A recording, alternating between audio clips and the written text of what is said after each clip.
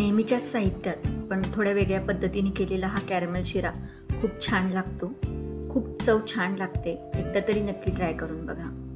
Hello friends, welcome back to my channel sparkling stars.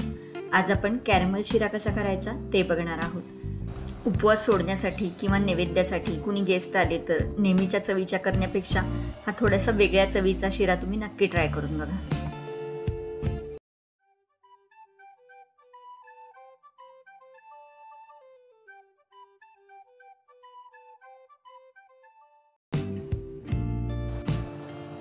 शिरा बनवण्यासाठी मी एक पसरट पॅन घेतलेला आहे।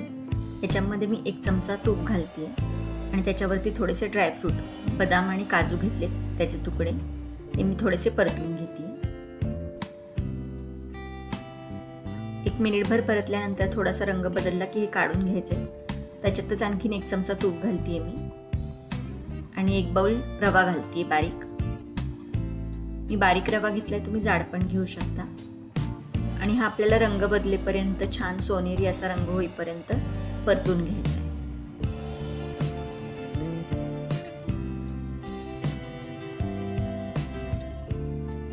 रव्याचा रंग बदललाय, आता हा आपण काढून घेऊया।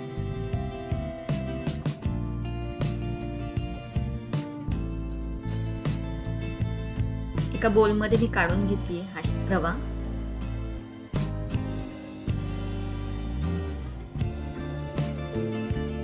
आणि 1 बाउल रव्यासाठी मी इथे 3 बाउल दूध घालते। दूध कोमट आहे, तुम्ही दुधाऐवजी पाणी वापरलं तरी चालेल, पण दुधामुळे खूप छान चव येते।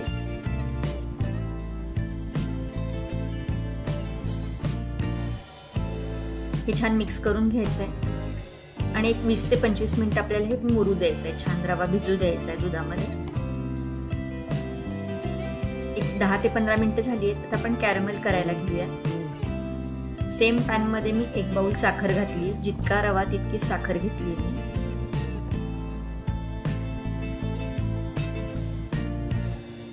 मीडियम गॅसवरती आपल्याला ही साखर एकसारखी पसरवून ठेवायची तव्यामध्ये आणि मध्ये ही आता मेल्ट व्हायला सुरू होते।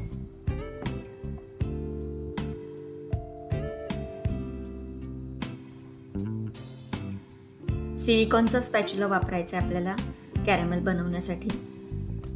आता कढईची आतमध्ये ढकलायची आणि व्यवस्थित सगळी मेल्ट करून घ्यायची आपल्याला। 5 मिनिटांमध्ये साखर व्यवस्थित मेल्ट होते। साखर मेल्ट व्हायला लागली की गॅसची फ्लेम एकदम कमी करायची, कारण ती जळू पण शकते। आपल्याला फक्त ती पूर्ण मेल्ट करून घ्यायची आणि त्याचा मधासारखा असा रंग आला की आपल्याला बस आहे, तेवढंच आपल्याला डार्क असं कॅरमेल बनवायचंय। याच्यापेक्षा जास्त जर तुम्ही घट्ट करायला गेलात त्याला तर ते जळू पण शकतं।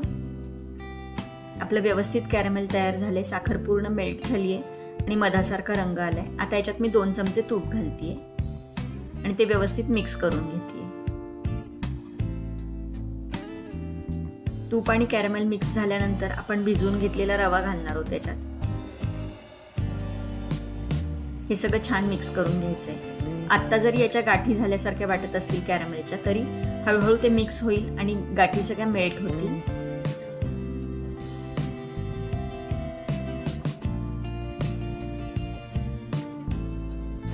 मंद गॅसवरती हे सगळं आपल्याला मिक्स करून घ्यायचंय छान।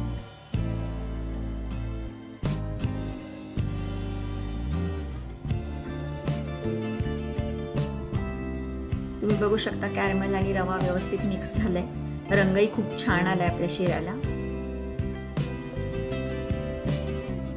आता याच्यावरती झाकण ठेवूयात आणि एक वाफ काढूया।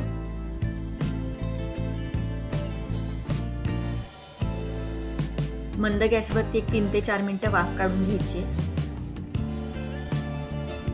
सगळं एकदा व्यवस्थित मिक्स करून घ्यायचं। याच्यामध्ये आता मी आणखीन 1 चमचाभर तूप घालते। जितका रवा तितकं तूप सुद्धा तुम्ही वापरू शकता, पण ते खूप जास्त होतं म्हणून मी इथे अर्धा बाउलच तूप वापरलेलं आहे। आपण परतून घेतलेल्या तुपावरती ड्रायफ्रुट्स घालायचे आणि विलायची पावडर घालायची। हे सगळं छान मिक्स करून घ्यायचंय। सगळं छान व्यवस्थित मिक्स करून 1 मिनिटभर परतून घ्यायचंय।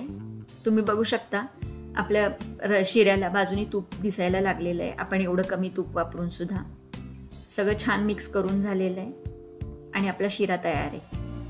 गॅस बंद करूयात आणि गरमागरम सर्व करूयात. खूप छान टेस्टी बनतो हा शिरा. एकदा तरी नक्की ट्राय करून बघा. तुम्हाला जर माझे व्हिडिओज आवडत असतील तर व्हिडिओला लाईक, शेअर, कमेंट करा. चॅनलला सबस्क्राईब करा. पुन्हा भेटूयात अशा छानशा रेसिपीसोबत. तोपर्यंत बी सेफ, कीप स्पार्कलिंग.